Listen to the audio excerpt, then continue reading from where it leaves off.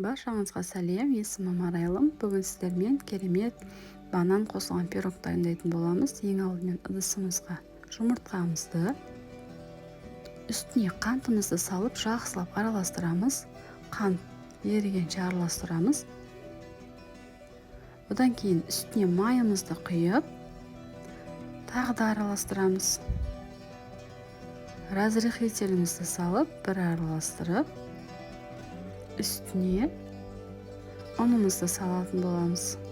Достар, менің каналым сіздерге пайдалы болып жатса, каналыма тіркелуді ұмытпаңыздар.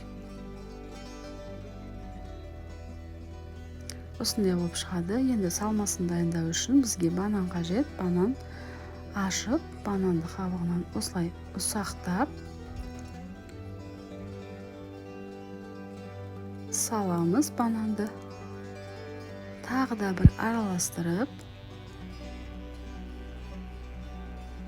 осылай қойып қоямыз. Формамызды майлап,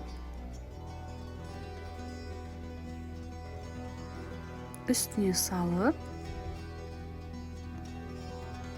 ішінде ауа қалып қалмауы керек. Осылай бір сілкіп алыңыздар.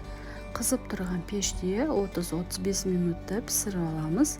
Міне біздің дайын пирогымыз. Піскен піспеген таяқшаның көмегімен осылай көріп алсаңыздар болады.